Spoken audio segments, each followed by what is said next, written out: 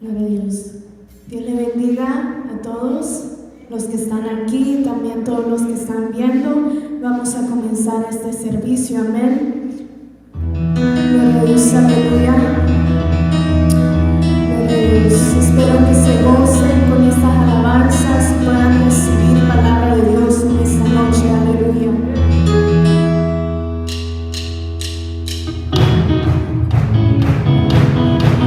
Gloria a Dios, aleluya.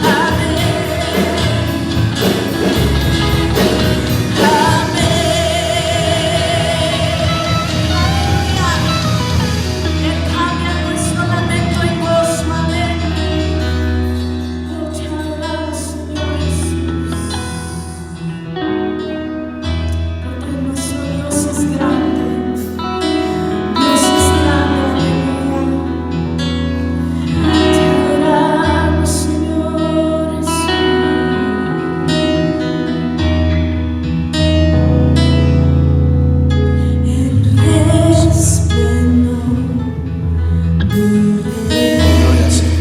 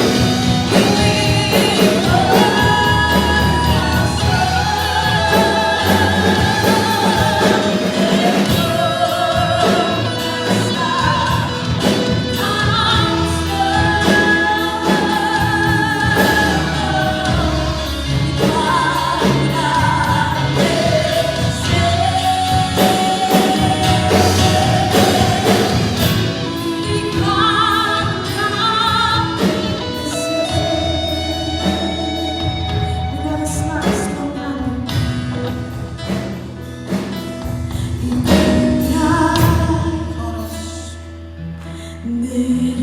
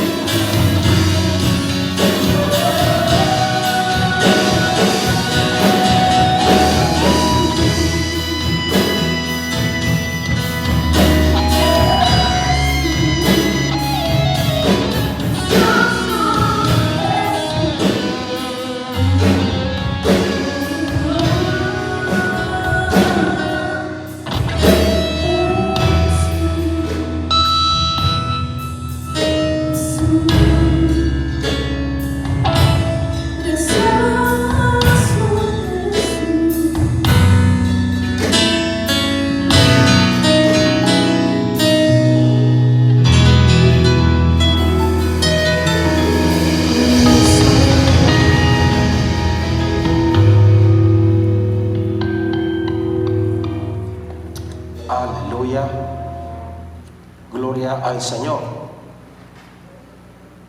Qué hermoso es adorar al Señor. Bienvenidos los que están conectados en las redes sociales. Estamos muy contentos de estar adorando al Señor y aprendiendo de su palabra. Además de eso, también les queremos decir de que ahorita estamos proyectando los servicios en línea, dado a la orden estatal, y pronto estaremos desarrollando un plan de trabajo y lo estaremos anunciando de cómo posiblemente estaremos haciendo los servicios allá al aire libre para que todos podamos asistir. Pero por el momento nada más nosotros lo estamos haciendo por Facebook Live para que todos se gocen en casita también. Y bienvenidos de antemano los que ya están conectados. Dios los bendiga en gran manera. Vamos a adorar al Señor y vamos a pedirle que Él sea quien nos hable en esta hermosa tarde a través de esta enseñanza que Él nos ha preparado para nosotros, y también para también que cada uno de nosotros aprendamos y crezcamos en el amor y la fe, que es lo que la palabra del Señor nos habla ahora. Le voy a pedir por favor que abra su Biblia en la segunda epístola a los Tesalonicenses. Segunda epístola a los Tesalonicenses, capítulo 1.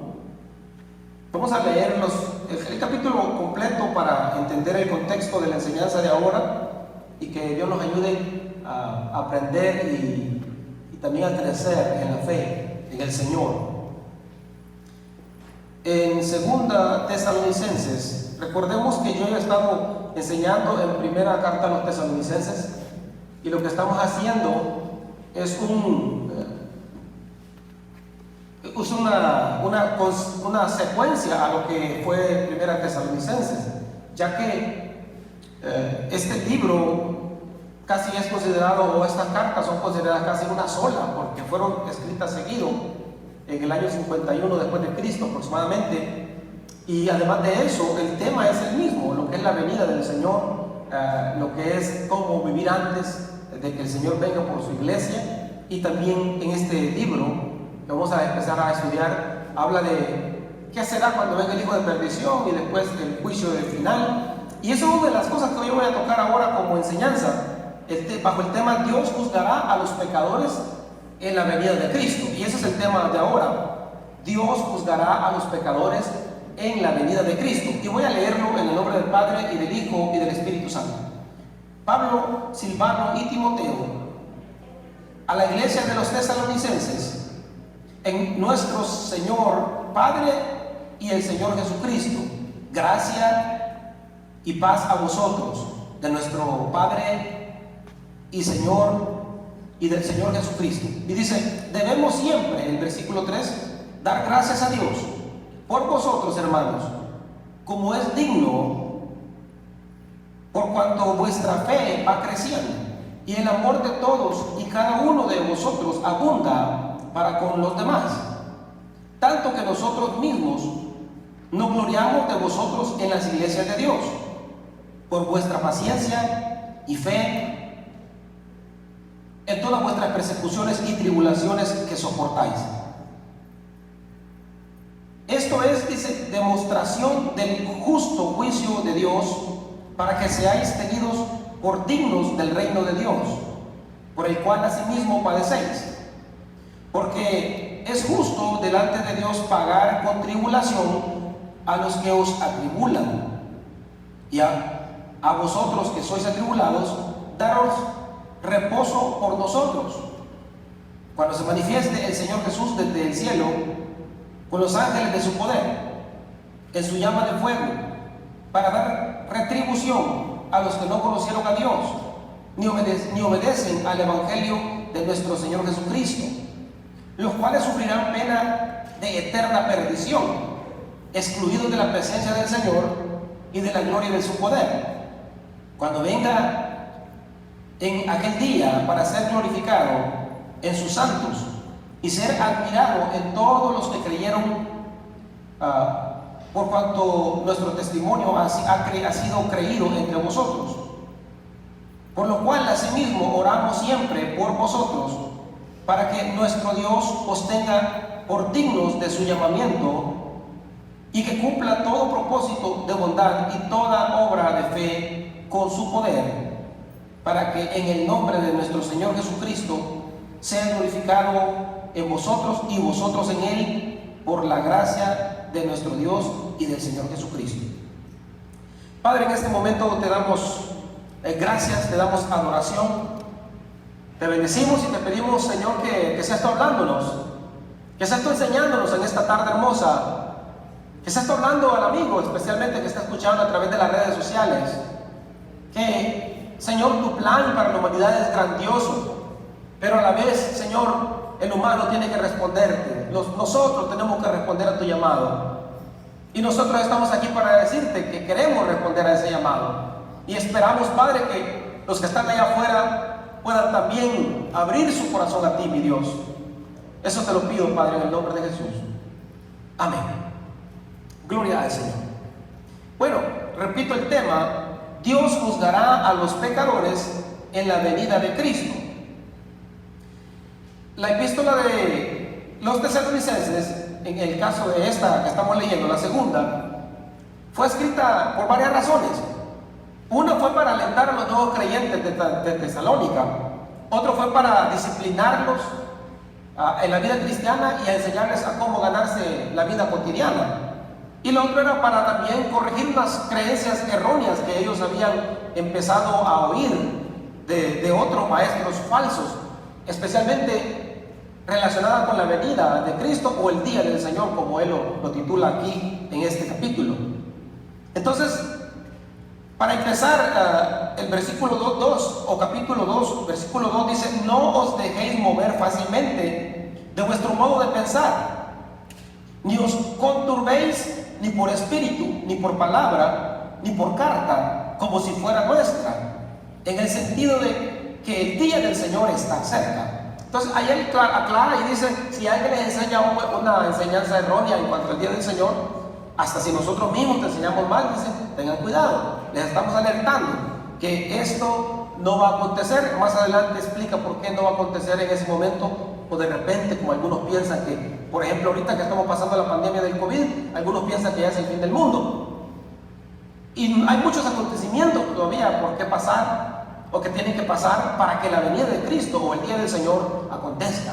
Entonces eso es lo que escribe él, y lógicamente yo no voy a hablar del día del Señor ahora, más adelante voy a tocar ese tema, pero lo que sí vamos a hablar es cómo Pablo, por ejemplo, en el versículo 3 empieza agradeciendo a Dios, lo cual era bastante común de Pablo, porque Pablo era un hombre agradecido. Y yo creo que de eso todos nosotros deberíamos de aprender a ser agradecidos con Dios en todo, en las buenas y en las malas, pero también especialmente en las buenas. Hay que agradecer a Dios. Y él se alegraba por el crecimiento espiritual y la fe y el amor que tenían los tesalonicenses. Y a mí eso me agrada mucho, porque nos enseña también a nosotros, para que entendamos la Biblia. Nosotros sabemos que esta carta fue escrita a los tesalonicenses, pero esta carta nosotros ahora nos habla a nosotros también, porque es la palabra de Dios. Es una palabra viva que no tiene tiempo, no tiene distancia. Pueden pasar otros 1000 años o 2000 años y esta palabra va a seguir viva y eficaz, como está escrito.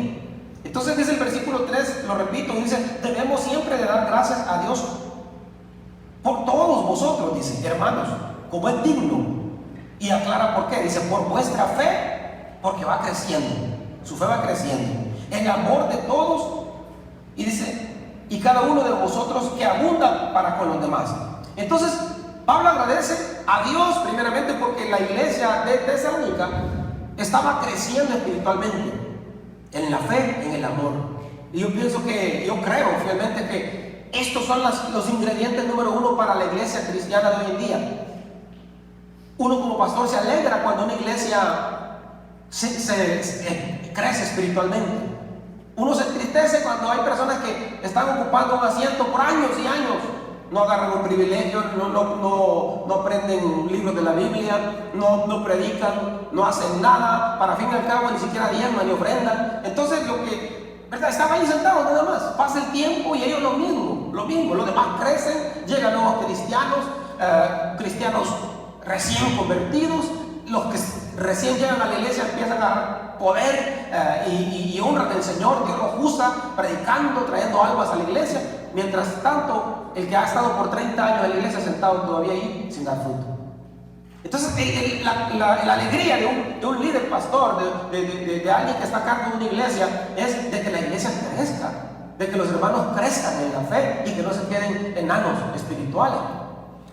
Pero la fe no es nada más el ingrediente que Pablo aquí menciona, sino que él dice el amor, porque yo creo que Pablo alaba a ellos por el amor que tenían, porque era un amor no como el que nosotros creemos, porque pensamos que el amor nuestro es más como a lo físico, más a lo que es a una persona por lo que vemos delante de nuestros ojos. Pero el amor que ellos tenían era un amor puro, era un amor que de veras era un amor de Dios que se manifestaba en el ser humano, cuidándonos los unos a los otros, respetándose los unos a los otros, preparándose para cuando Cristo venga a recoger a su iglesia.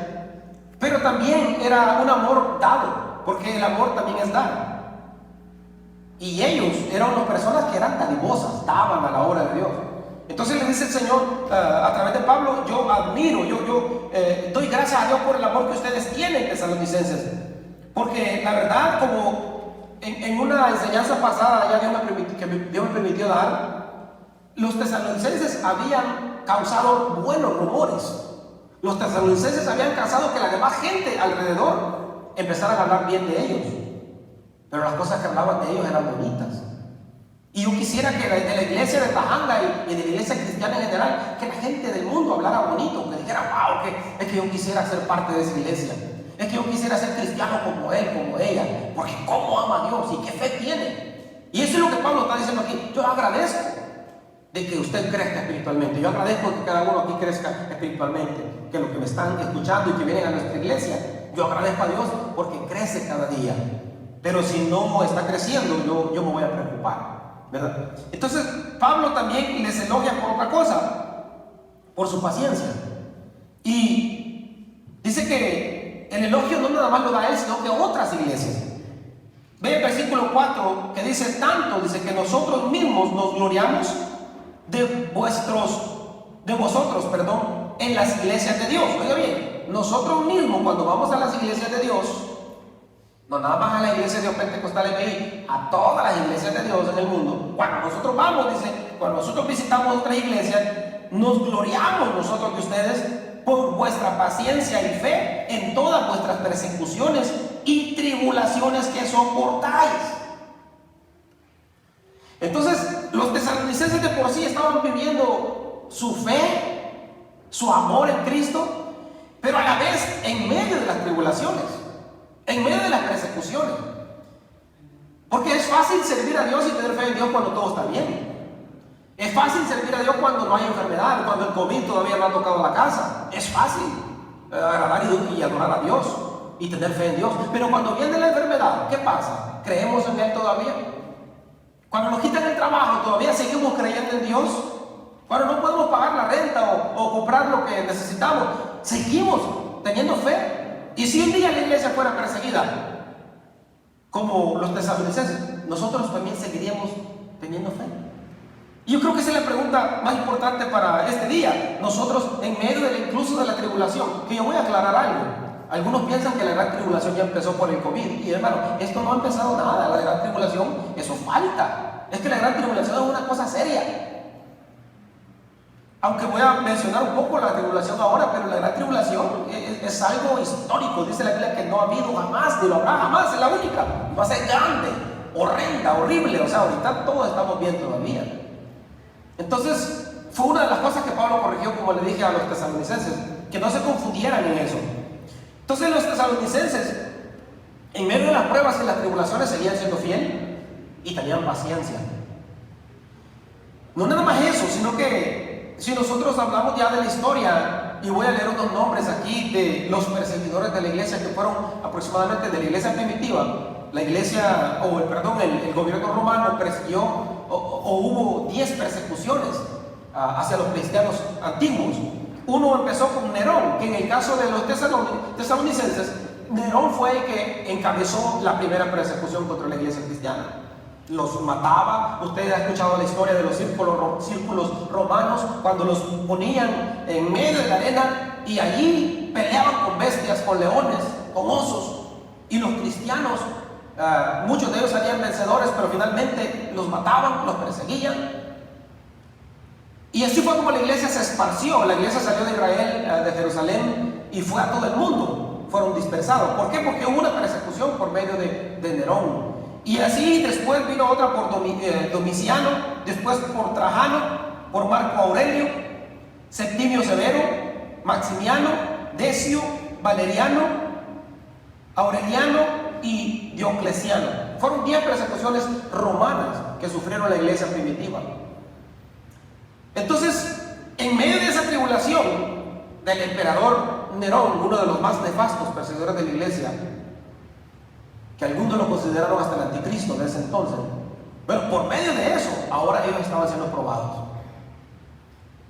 Pero era una prueba de muerte, o sea, los cristianos tenían que esconderse.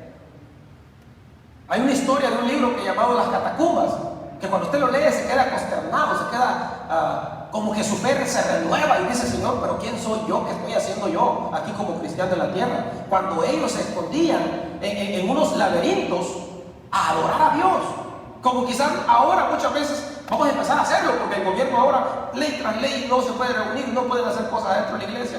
Vamos a tener que salir a las calles, a los parques, al parking de la iglesia. Yo no sé qué vamos a hacer, pero tenemos que regresar a lo de la iglesia cristiana. Y yo no estoy diciendo que el gobierno nos está persiguiendo, yo no soy de esos que creen en esas fábulas, porque como les digo, yo creo que la persecución todavía no ha empezado. Pero nosotros sí tenemos que ir más adelante, un paso adelante del enemigo, porque aunque el gobierno quizás no lo haga intencionalmente, el diablo sí, eso sí yo lo creo. Satanás va a poner trampas. Y si nosotros como cristianos empezamos a encerrarnos y a tener miedo de todo y no nos reunimos para adorar a Dios, aunque sea al aire libre, entonces va a ser un problema. Yo, como les dije, más adelante yo voy a estar anunciando servicios al aire libre. Tienen que esperar que anunciemos eso, pero sí lo vamos a hacer afuera, porque la nueva ley es que no se puede reunir como ahora, no nos estamos reuniendo. Yo estoy haciendo el servicio en vivo aquí, solamente con el equipo. Entonces nosotros tenemos que pensar más allá y salir y adorar a Dios, porque adentro es que no se pueden hacer actividades, pero al aire libre sí, correcto. Yo veo que las tiendas están abarrotadas. Aquel día fui a agarrar algo que necesitaba de una tienda principal fuerte y estaba llenísima. Yo tenía que alejarme porque estaba llena. Los moles, yo sé que los han cerrado, pero la gente sigue. Los restaurantes todavía siguen, comen afuera. Entonces, si ellos lo están haciendo, ¿por qué la iglesia no va a comer afuera lo espiritual? Gloria al nombre del Señor. Amén. Entonces, ¿vendrá la persecución? Sí, posiblemente. Algunos ya están siendo perseguidos en cierta forma, y yo no estoy negando la persecución de la iglesia global, porque sí, la iglesia cristiana a nivel mundial sí está siendo perseguida, en China, en la India y en otros lugares fuertes que están siendo maltratados y capturados cristianos misioneros. Yo eso lo entiendo, yo no lo estoy negando por ninguna manera, pero sí, la persecución final que todos quizás estamos temiendo, eso todavía falta. Entonces, más adelante Pablo tiene una seguridad respecto a lo que vendrá al final, al resultado final. Y desde el versículo 5 al 10, él habla de que aunque ahorita seamos perseguidos, aunque la iglesia de Tesalónica fue perseguida y estaban sufriendo, él entendía de que esa persecución se iba a terminar y que Dios iba a cambiar los roles. Ahora el mundo y el enemigo va a ser perseguido en la gran tribulación. Y habla de un justo juicio. Por ejemplo, en el versículo 5 dice, esto dice, es demostración del justo juicio de Dios, para que seáis tenidos por dignos del reino de Dios, por el cual asimismo padecéis. En el versículo 5 lo que está diciendo él es que Dios es tan justo en su juicio que hasta la actitud, hasta lo que ellos estaban haciendo como teniendo fe, paciencia y amor, era una demostración del juicio de Dios. Y decía en ese versículo que era una señal para los que perseguían al pueblo de Dios. Era una señal que también los que perseguían al pueblo de Dios, o los que persiguen hasta el día de hoy al pueblo de Dios, un día van a ser castigados. Ellos quizás ahorita se están saliendo con la suya, pero llegará un día de que van a ser castigados. Eso es lo que dice el versículo 5 y el versículo 6. Miren lo que dice, porque el 6 dice: porque es justo delante de Dios, dice, pagar con tribulación a los que os atribulan. O sea, él mismo está diciendo que los que están atribulando ahorita un día van a ser atribulados. Y habla de una demostración, el versículo 5, y dice, es una actitud de demostración del juicio de Dios. Pero ¿qué tipo de demostración?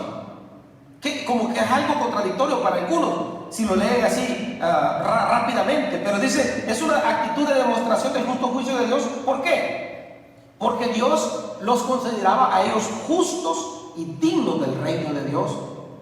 Que si estaban sufriendo y estaban siendo perseverantes, entonces Dios los decía que era una demostración de que Dios iba a mostrar su juicio. ¿Por qué? Porque aunque ahora sufrían, un día los que sufrimos vamos a ser recompensados.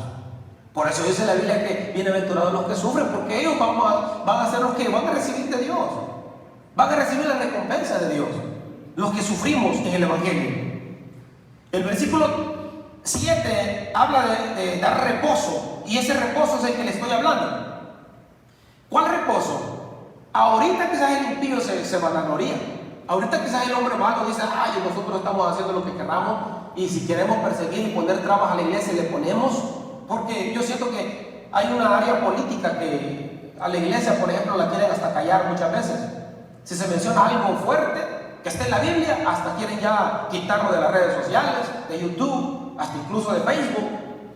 Entonces, cuando llegue ese momento, ya estamos viendo señales de la persecución.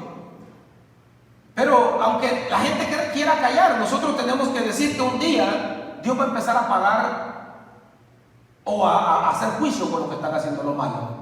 Aquellos que se vanaglorían en el pecado, aquellos que se burlan de Dios y de la iglesia. El versículo 6 lo habló, y luego habla de una tribulación. Pero la tribulación no es que está hablando de que ya los tesalonicenses estaban viviendo la tribulación, sino que hablaba de la tribulación futura que vendría. Y quizás no fue su generación que sufrió la gran tribulación, quizás será otra la que la sufrirá. Pero del juicio de Dios no se va a burlar nadie.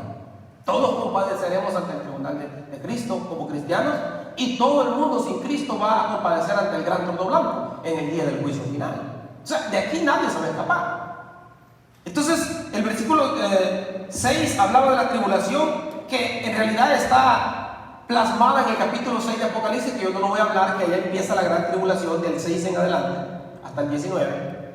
Empieza la gran tribulación.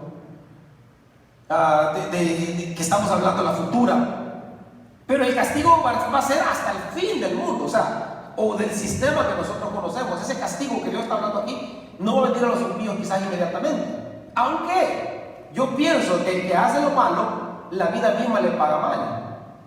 Afuera le dicen karma, pero yo creo que es el justo juicio de Dios. Por ejemplo, el que anda perdido en perversidades inmorales termina siendo impactado por una enfermedad como el SIDA y otras cosas. El mismo o la misma vida le castiga por su impiedad y por su pecado.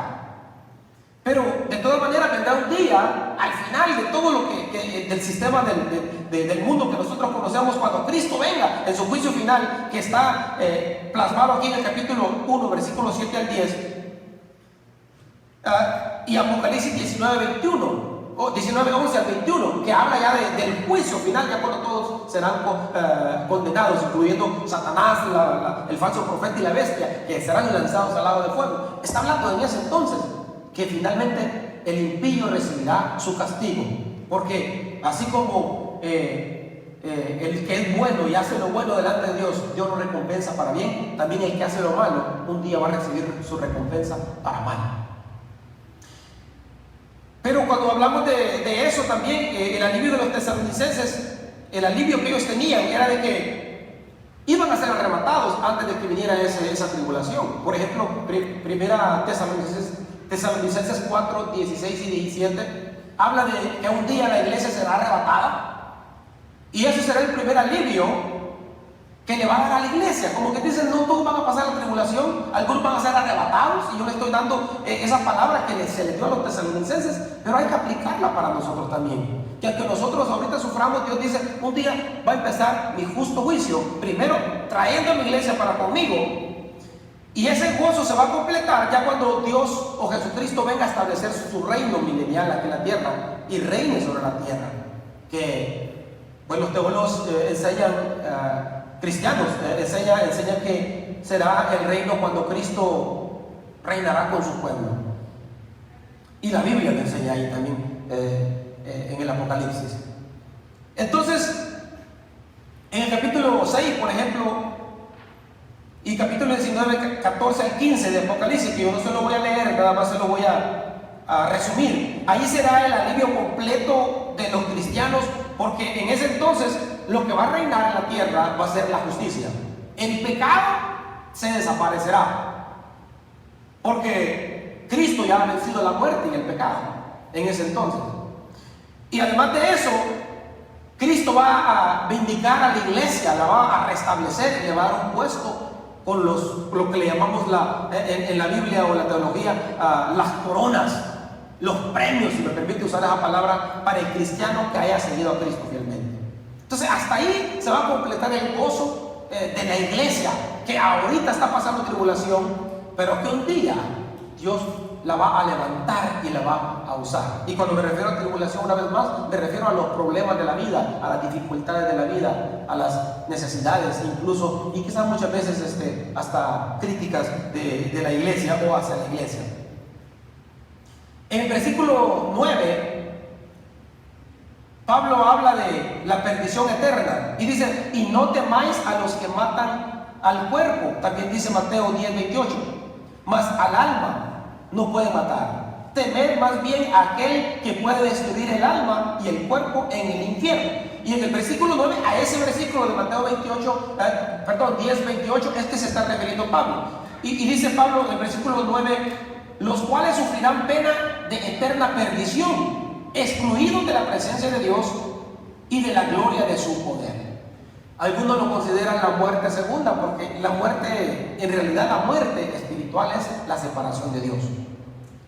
Efesios capítulo 2 habla de una muerte espiritual, por ejemplo, y dice que antes nosotros vivíamos sin Cristo, sin Dios, sin esperanza, estábamos muertos en nuestros delitos y pecados. ¿Por qué? Porque estábamos sin Dios y sin esperanza.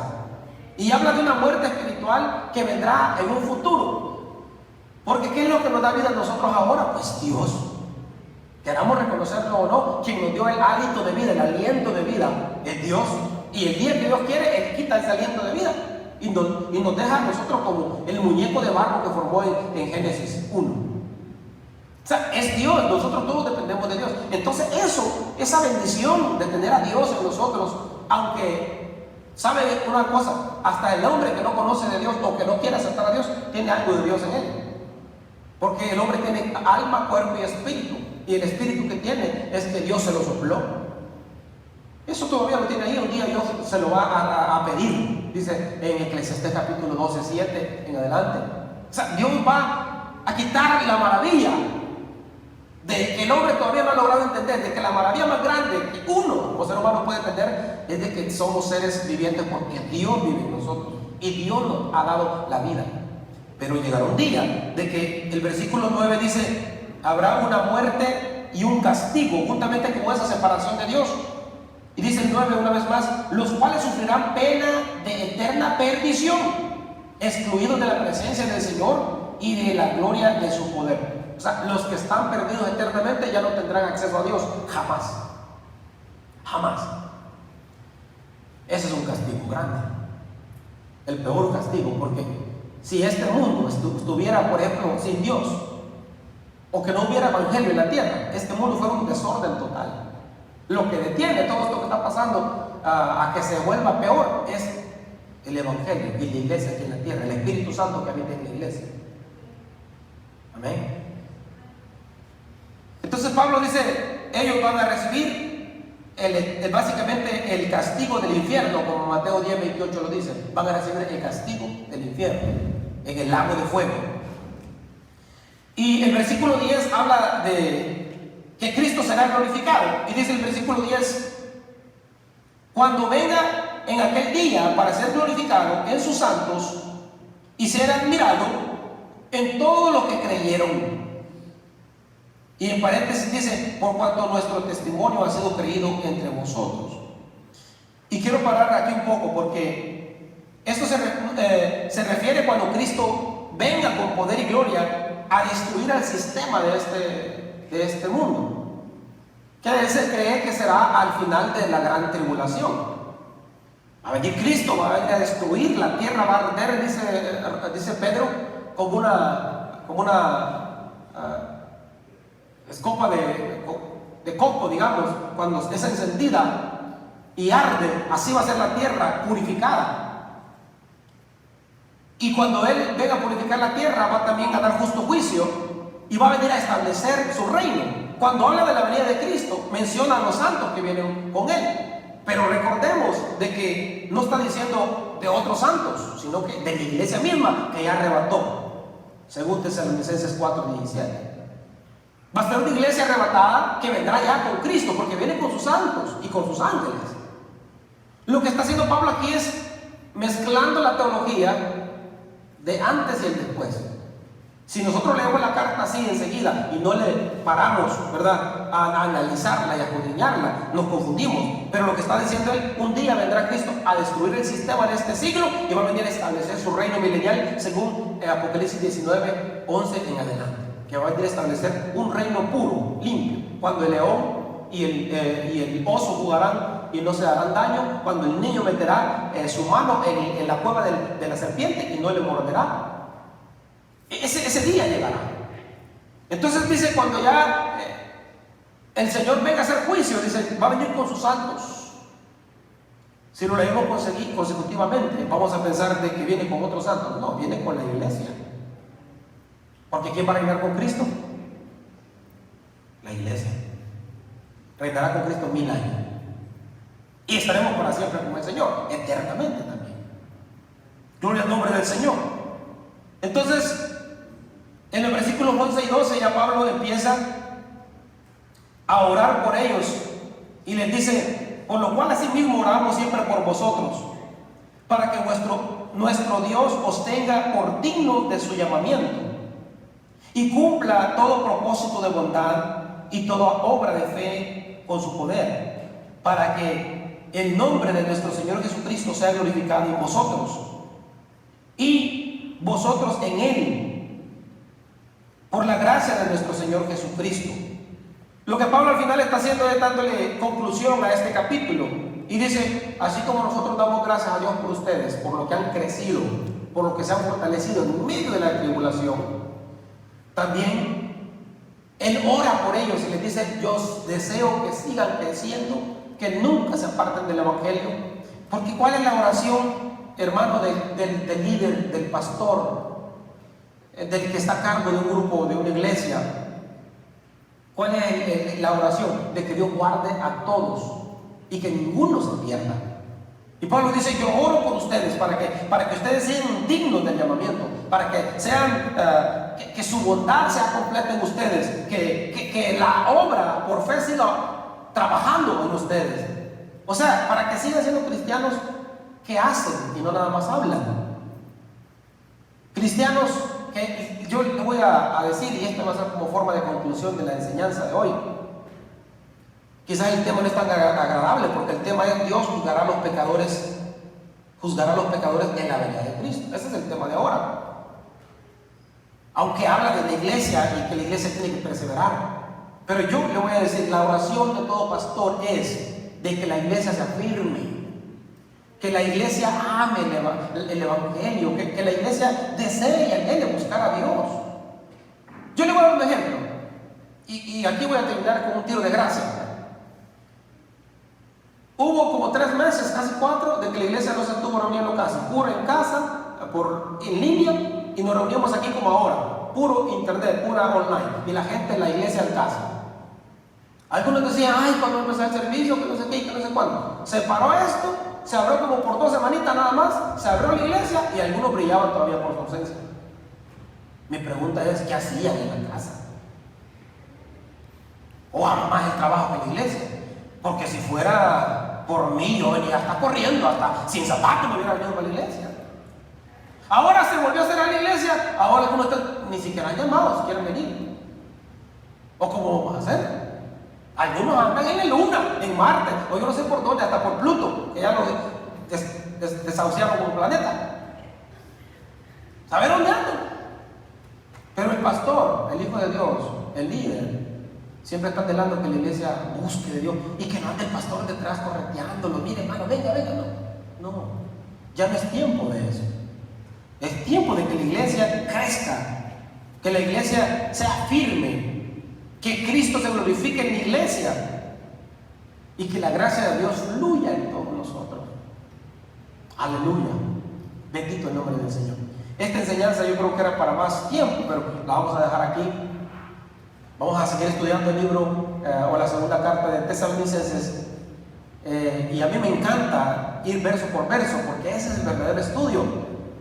Ahí lo podemos usar, lo podemos escuchar otra vez para más o menos analizar cosas que he mencionado acá. Pero lo importante es que perseveremos en la fe, hermano. Así como los tesalonicenses eran ejemplo y los demás hablaban. Que digan un día, oh, los de Tajanga, wow, 100%, no, que 100%, 110%. Esos de Tajanga se quitan la camisa por un desnudo, se quitan el bocado por un hambriento. Amén. Ese es el deseo como pastor, ¿verdad? Que la iglesia de Tajanga sea esa persona que cause que la gente hable, pero cosas buenas, no malas. Aleluya. Bendito sea el nombre del Señor. Adoramos al Señor en esta hora, lo exaltamos. Agradecemos tu fina sintonía allá en tu casa. Si eres parte de la iglesia, el protocolo siempre lo seguimos igual. Se recoge su ofrenda, su diezmo, y a su tiempo lo vamos a estar colectando. Y vamos a orar también por la necesidad de cada uno de los que están escuchando. Yo sé que algunos ya tienen familia y amigos que ya fueron afectados por el COVID-19. Personalmente, yo tengo amigos y familiares que ya están siendo afectados por esto. Entonces yo les pido que, por favor, levantemos una oración por estas personas que están pasando por esa tribulación. Vamos a adorar al Señor, vamos a bendecir su nombre. Padre, en esta hora te agradecemos, te bendecimos, te damos gracias por tu palabra, Dios mío, porque ella viene a tiempo y fuera de tiempo a hablarnos.